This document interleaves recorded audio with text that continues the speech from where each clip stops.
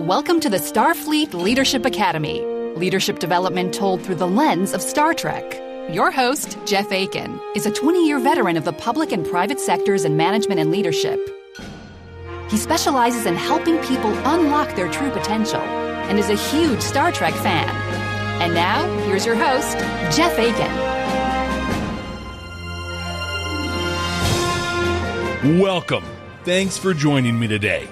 Authenticity, trust, inclusion. 3 of the most important traits and actions you, as a leader, can develop and demonstrate. In an episode that I feel is a long time coming, I'm going to share how you can bring each of these into your day-to-day to help your teams do amazing work.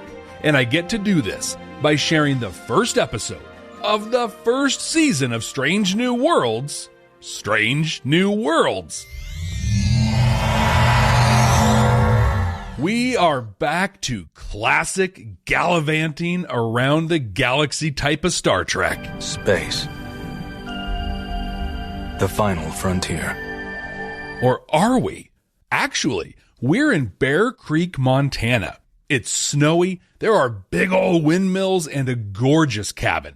We meet Captain Christopher Pike as he's whipping up an incredible-looking breakfast. Best part of waking up is Folgers in your cup. Remember this moment when we get deeper into the series. He's not what you'd expect in the lead captain of a new Star Trek show. He's scruffy, he's got unkempt hair and a big old burly beard. He's entertaining a friend, what is pretty clear to be a romantic interest. More coffee, Captain Batum. Don't mind if I do, Captain Pike. As they enjoy breakfast, his communicator keeps beeping, but he's ignoring it. Batel is trying to get him to answer one simple question. Will he or won't he report to the Enterprise? He dodges the question, which appears to be kind of par for the course. Okay, some backstory here. In the second season of Discovery, Pike came on board as temporary captain of that ship. In that season, we got to know him as well as his first officer from the Enterprise, number 1, or Una, and a young Lieutenant Spock, Michael Burnham's stepbrother. Lots of stuff happened in that season that ultimately leads to this exact episode, which we'll get to in a bit. But in that season, Pike had an encounter with a time crystal where he saw his own demise.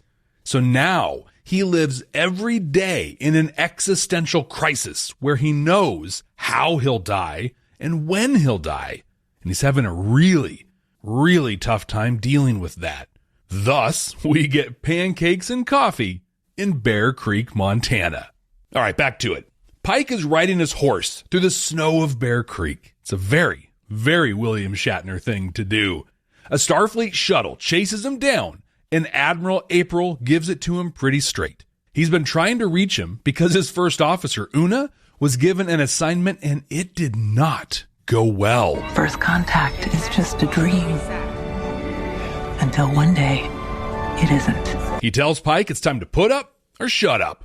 Enterprise leaves space dock at 1800 hours, and he says, "You can quit when you get home, but right now, I need you back on that horse, Captain." That's an order. So Pike is putting his crew together. Many of them are out on assignment or shore leave while the Enterprise is docked. He calls Spock, who's spending some time with his fiancée, to pring. Spock, are you naked? No, Captain. No, Chris, he's not. He was about to be. Despite being a special night, he agrees to report to the ship. We get the requisite Star Trek flyover of the Strange New Worlds design of the Enterprise. It looks great. It's not quite what it was, or I guess will be. I don't know. But it's a cool design on it. Pike is cleaned up as well. He's clean-shaven and has incredible hair.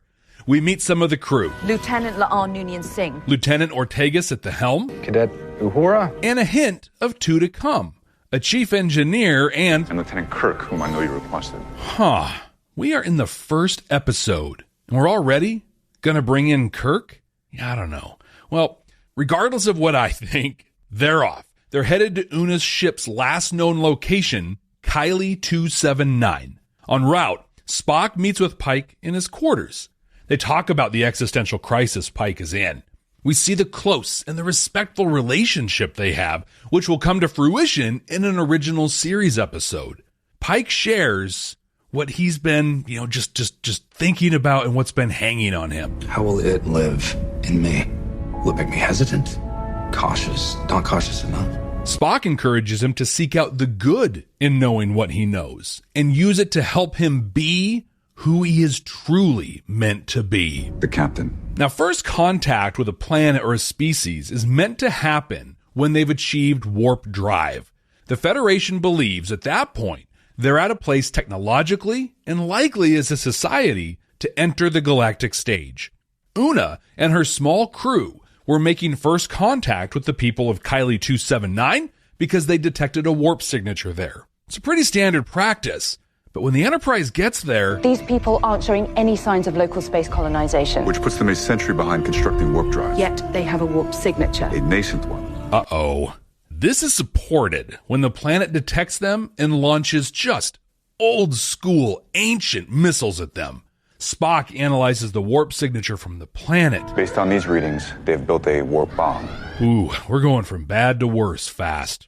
Kylie 279 is at war with itself, and it is bad. Protests carried on through the night and into the morning at federal sites around our nation. Spock shares that while this is the first time a species has developed warp technology as a weapon before propulsion, it's not impossible.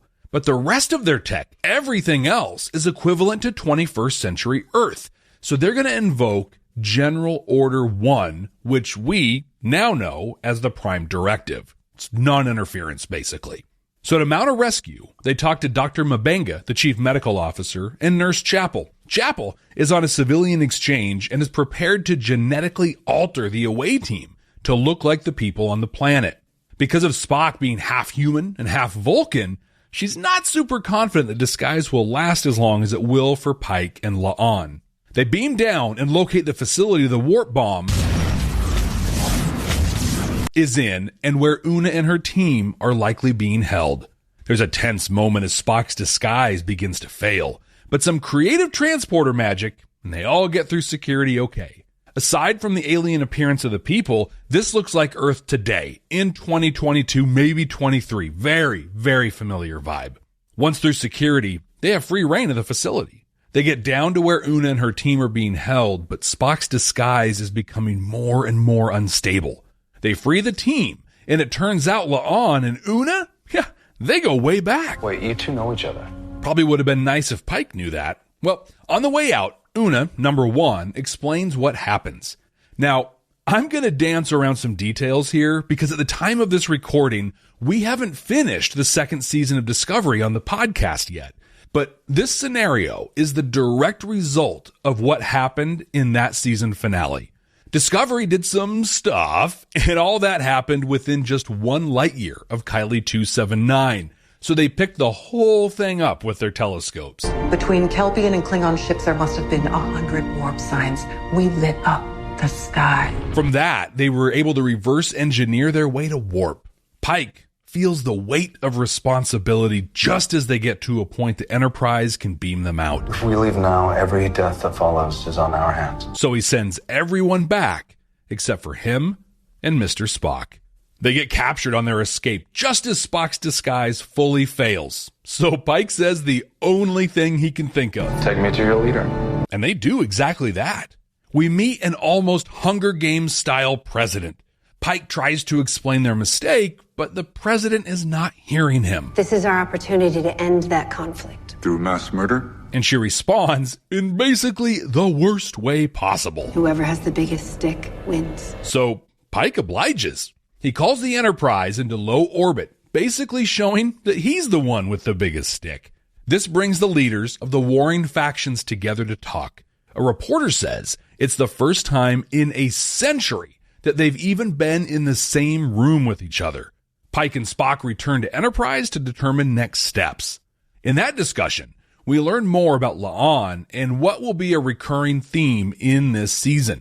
Her family were abducted by the Gorn, which is a very scary alien species, and left on a breeding planet for them, being used for food or for breeding sacs. Yeah, sounds great. She was able to escape as a young child, and was eventually picked up by Una. She's the reason I joined Starfleet. Pike makes the decision to address the leaders down on the planet. They are facing each other, arguing, and he beams in right between them, interrupting in the unassuming way that we are coming to expect from him. Hi. Sorry to interrupt. He launches into an impassioned speech, sharing the part of Earth's history that coincides with this society now. He says he's showing them their future so they can make the choice to act differently. Our conflict also started with a fight for freedoms. We called it the Second Civil War, then the Eugenics War, and finally, just World War III. He then offers for them to join the Federation, which honestly is pretty weird given what we learn, especially in TNG, about what all that takes, right? The bureaucracy and what that society needs to do. But still, this is a powerful moment. We get a short montage of people studying science and looking at Starfleet ships, cool stuff like that, apparently becoming part of the greater community. Apparently, Pike changed their minds, and he's helped them avert their crisis. Back on Starbase 1, we find out, though, that there was a price to pay for this. Getting the Federation High Court not to throw you all in jail almost took more pull than I have. And I have a lot of pull. Admiral Robert April says the Council is doubling down on General Order 1, renaming it, here we go, calling it the Prime Directive. Pike agrees to stay on board the Enterprise, wrapping up the personal journey at the beginning of the episode. And while we're wrapping stuff up, remember back when I said Pike requested Kirk to be on the ship? Well, he shows up. Captain. Samuel Kirk. Oh, thank goodness it's not Jim. It's his brother. And it's kind of cool callback, or call forward, I guess.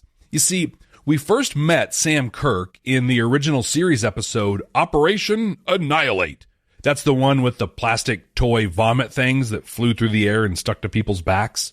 Well, in classic Star Trek fashion, Pike speaks to the assembled crew before heading out on their great mission of exploration. Let's take her out, Lieutenant Ortegas. Warp Factor 2. Hit it.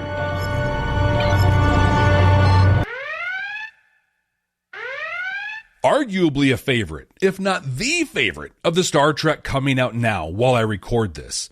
Strange New Worlds, for many, is the series that many of us had been waiting for ever since Discovery was first announced back in 2015. And in a recurring theme through Star Trek's history, it exists because the fans demanded it. This was an exciting introduction to a new series and crew, and possibly, maybe, the most visually stunning first episode of the franchise to date. It's not without its controversy, though, even among those that see it as a welcome return to the form of TOS and TNG. Come to Quark's Quark's fun. Come right now. Don't walk. Run! In the 30th episode of the Starfleet Leadership Academy, Discovery, Choose Your Pain, I talked about the incredible performance review that Saru set up for himself. Now, there's a tool that enables you to do the same thing for yourself and your teams. For your free copy of this tool, visit starfleetleadership.academy and join the mailing list. You'll not only get a free copy of this incredible tool, but you'll also hear about other cool things going on with the Starfleet Leadership Academy. Visit starfleetleadership.academy today and get your free copy. I do carry a select line of unique artifacts and gemstones indigenous to this region. The first season of Discovery ends with us seeing the USS Enterprise. It was pretty exciting when it happened. And the second season kicks off with Captain Pike of the Enterprise coming on board to take temporary command of Discovery. This was, in my opinion, a bit of fan service that lined up the Michael Burnham and Spock connections, and it let us see Pike in action. But, wow, they were awesome. Anson Mount as Pike and Ethan Peck as Spock garnered so much support from the fan base, Paramount basically had no choice but to spin a series off for them. But wow, what a huge challenge. One of the things early Discovery had working against it was that its timeline butts up against the established stories in the original series. Now, at the end of the second season, they truck-no-babbled their way out of that conundrum, but it was a real thing. Strange New Worlds takes that issue, though, and ramps it up to 11. These go to 11. Now, we're even closer to the original series timeline, and we're on the same starship working with established characters. I mean, Spock and Uhura are main characters in both series. And as if those weren't strong enough handcuffs, add in the established stories of Pike. Up until Discovery, and not counting the Kelvinverse movies, we've seen this dude 2 times. Once in the Cage, the original pilot for Star Trek, and again in the Menagerie, which was basically a repackaging of The Cage. So for them to squeeze this series into a super tight set of restrictions is either super brave or super dumb. Time will tell which. Either way, this series is another triumph of the fandom.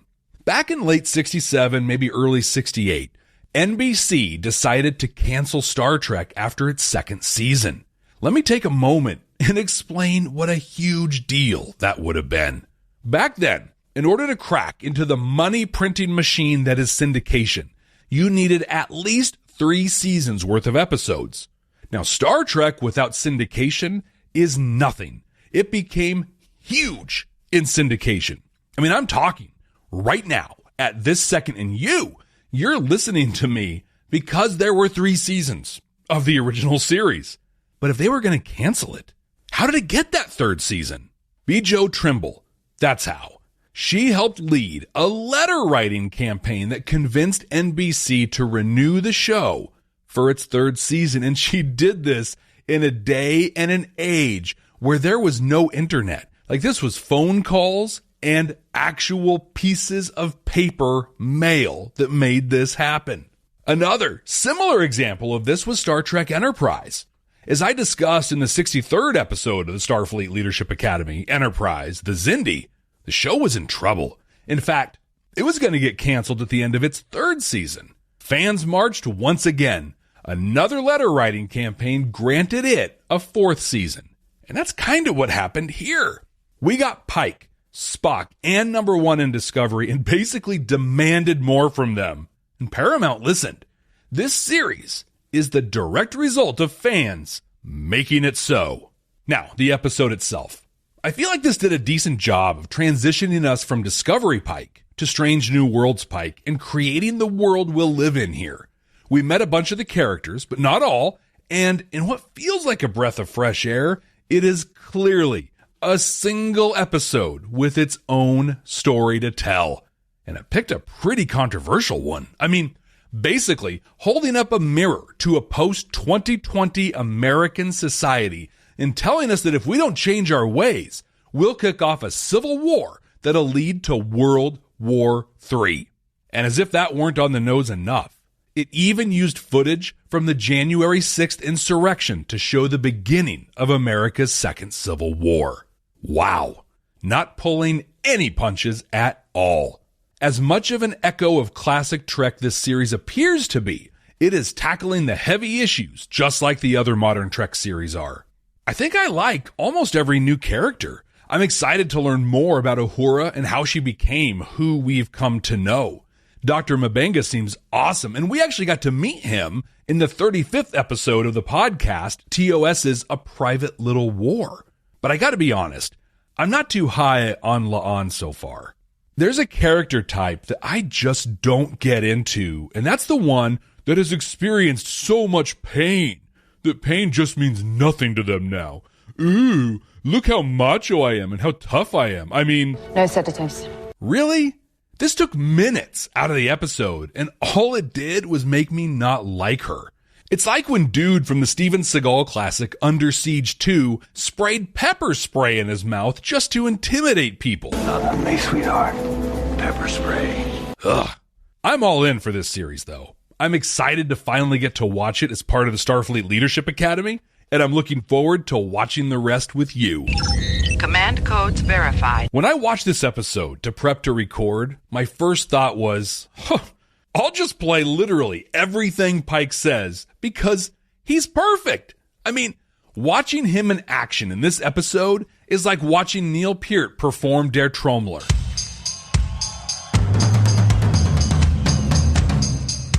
a master of their craft at their peak. But for this episode, I think we can group his excellence together into two categories.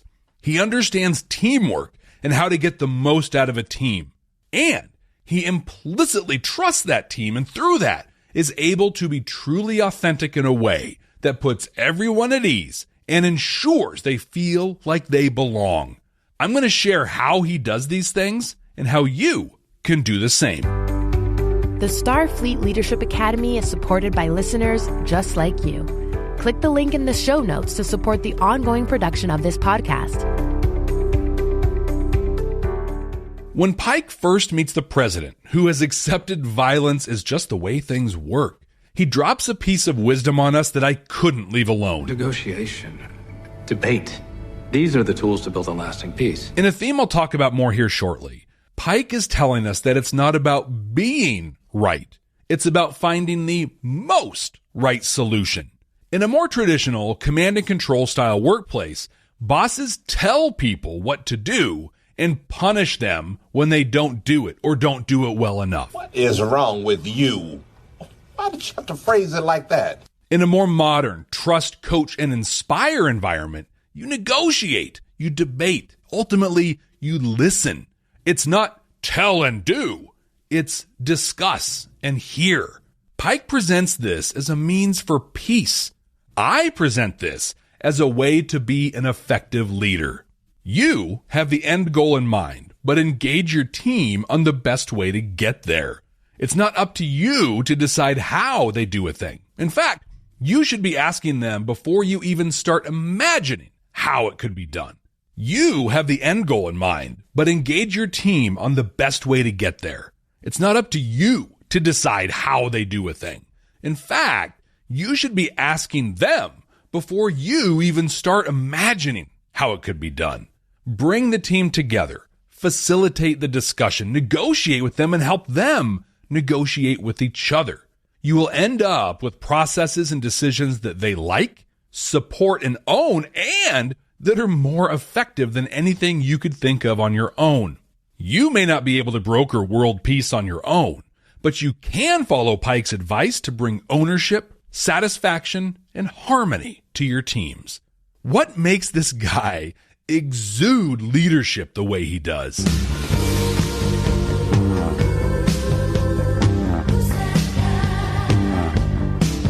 An easy answer would be confidence. But confidence unchecked turns into arrogance. And that's not what I saw in Pike. Maybe it's that he's cool and informal. This might be closer, but we see some of that with Archer in Enterprise too, and he comes across as a total bro. Mostly because he's only cool to a couple of people. He's got his inner circle. Pike is cool to everyone. I think this is the thing. Pike is comfortable with who he is and in his skills and abilities. He's authentic. Now that's something we hear a lot these days, right? Be authentic. But what does it really mean? It's honestly very simple. Like, just be you. Don't be the character in the onboarding video for your company or pretend to be some type of person you're not. Just be you. And that's what Pike does. The Pike we see making pancakes, making bacon pancakes, is the same Pike we see addressing the assembly down on the planet. The guy who says, "This is your captain. We're a little early out of the gate, so I hope we didn't catch anybody with your hair wet or your pants down," is the same guy that holds up Earth's apocalypse as a cautionary tale. So let's break this down. This is more than Pike just being informal and loose. It's what's behind that makes it work, as well as how he uses it. Behind his approachable style is confidence, for sure. He knows his job and knows that he's good at it. He isn't seeking validation of his abilities. And coupled with that is that he knows that he has earned his position. He doesn't feel threatened and isn't always trying to prove himself to others. Notice the theme here. The difference between a calm, cool approach like Pike's and a toxic bro attitude like Archer's is the need for external validation. For someone else to know that you did a good job, or for someone else to confirm that you're in the right role. Pike's validation comes from within. This goes back to the 59th episode of the podcast, DS9's The House of Quark, where I talked about the concept of be, do, have. Pike focuses on the be, what and who he is, where someone like Archer focuses on the do, what actions he can be observed doing. One depends on others, the other depends on yourself. Your purpose comes from the outside. Ours comes from within. And to be very plain about it, you should always rely on yourself. What you get when that happens is Captain Christopher Pike. Now, I know I'm bagging on Archer pretty hard here, and if this is the first time you're listening to this podcast, you should know that so far I am not a fan of his leadership. But if you think I'm wrong, right, if you want to engage, let's do this, let me know. I'm on Twitter at SFLA Podcast. One of the big observable behaviors of Pike's that proves this is the fact that he does not care what a person's job or rank is.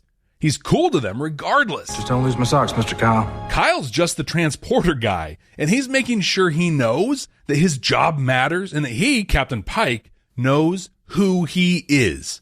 That is huge. That is what inclusion looks like. When you create an environment where people feel included, like Pike has, they're more likely to share their ideas and really perform to their potential. Think about it. How hard are you going to work when the boss is being cool to other people, but just treating you like the rank and file? Compare that to Pike treating everyone on the ship as equals and making them feel like their work matters.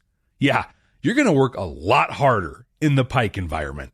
But the other side to that, beyond him just being cool, is that he implicitly trusts his team to do their best and to offer their best ideas. This stems from his internal confidence in his abilities and in his role. He's not threatened by other people's ideas. And in fact, he's so wide open to them because he knows that they know their jobs and he trusts that they're bringing their A game. We see this in action when they first get to the planet. Recommend we go to Red Alert. Red Alert, Ms. Uhura. He hears them out and does not hesitate. You say we need to do a thing? Boom, we do the thing. I've worked with too many people in leadership positions that feel like they have to be the ones with the ideas, that they have to be right and one step ahead. They feel that way because they are validated externally by people seeing them knowing the answers. For someone like Pike that is validated internally, he just wants the best possible outcome and knows that he's working with smart and capable people. He gets his satisfaction by accomplishing the mission, keeping everyone safe, and, I'm assuming, building the confidence and skill sets of the people he works with.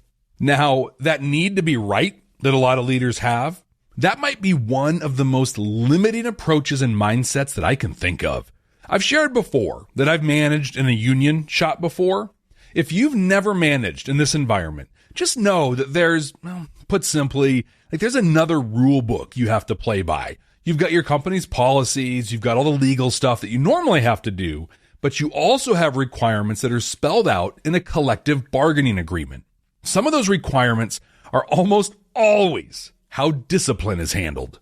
In this shop I supervised in, about 15 years ago, at the time of this recording, management's interpretation of the collective bargaining agreement moved us away from the intent of any discipline, which should always be to teach and to improve, to a check-the-box mentality of just making sure we said the things that we needed to say. Ideally, if someone wasn't performing well, you'd talk to them, show them where they needed to improve, and work together to come up with a plan to do better, an interactive, collaborative endeavor. But that's not what we did. Nope. We would write a rather formal letter, tell the person they were blowing it, and then force them to sign the letter. That letter didn't say, that signature didn't say they understood or agreed or anything like that. No, it just said that we told them these things and that we physically gave them a copy of the letter. This approach was built for the arbitration or the lawsuit when we fired them so we could show, hey, look, we told them what they had to do and what would happen if they didn't do it. That approach and mindset is total top-down, command and control. I'm right. you are wrong kind of thinking. Organizations that behave that way do not care about performance or the people that work there. Like I said, poor performance or other mistakes should be talked about collaboratively. In this episode, La'an has some secrets, and they affect the mission. She had a previous relationship with Una and trauma around her childhood when she and her family were held by the Gorn. Near the end of the episode, she finally does the right thing and brings it to Pike. Now, she should have shared all this from go. It would have had an impact on the mission. Pike likely would not have taken her down on the away mission, for example. But she does come forward with it eventually. Had Pike worked for the people I worked with back 15 years ago, he would have ripped into her, told her what she did wrong, and followed it up with a sternly worded letter. Instead, because he actually wants people to improve and wants the best for everyone he works with, it goes down like this. I should have told you, sir. Tell me now. Wow. How amazing is this? Instead of insisting on being right and flexing his authority, I'm smart, you're dumb. I'm big, you're little. I'm right, you're wrong. he just creates space for her to be heard. That doesn't mean that she gets a free pass, right? Like, I think a lot of leaders are hesitant to do this because they think it's just letting people behave however they want to. But he still lays down how he expects her to communicate moving forward. And he's demonstrated that it's okay to bring things to him. In fact, I guess this does kind of actually offer a free pass. A free pass to come to Pike with her mistakes and for advice instead of actively trying to hide things from him. It actually seems like a pretty great deal and a free pass that we would all appreciate having. When he's talking about how things need to be moving forward, he also lays out the overriding philosophy of effective teamwork. There's more to serving Starfleet than just individual excellence.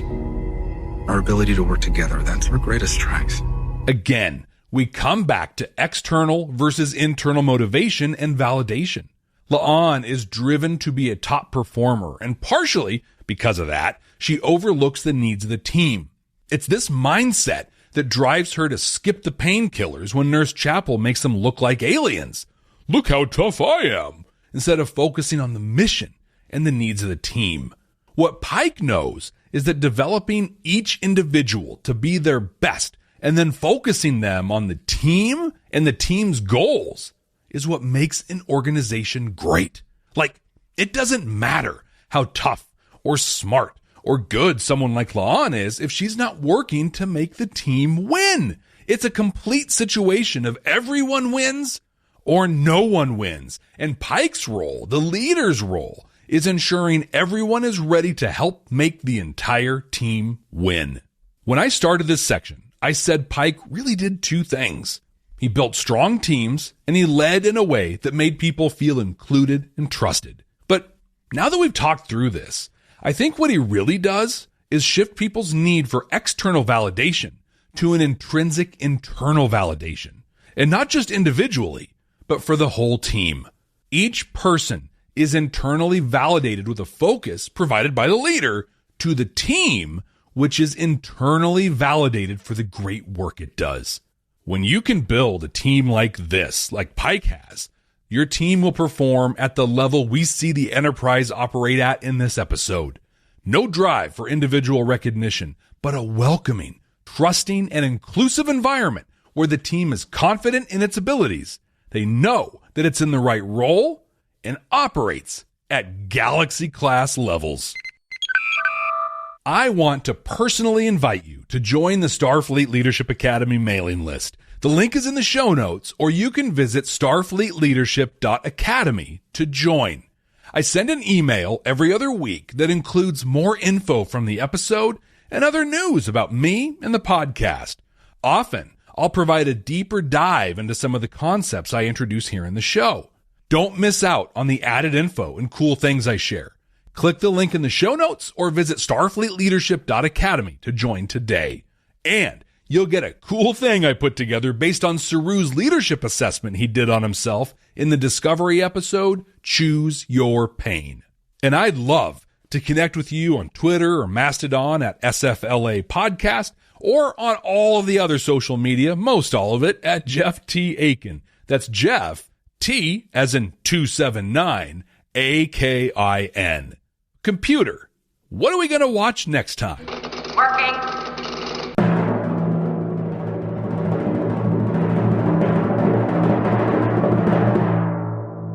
The 23rd episode of the second season of Deep Space Nine, Crossover. This is DS9's first foray into the Mirror Universe and the second time the franchise has ventured there. This one is a lot of fun.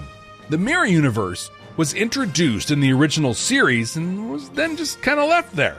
This is almost 100 years later, and we get to see the lasting effects of that encounter.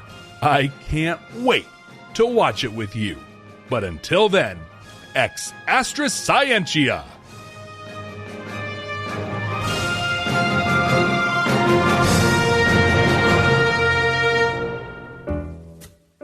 I have a question for you. What is one thing that separates truly great leaders from the rest? Like, what are they doing that you aren't?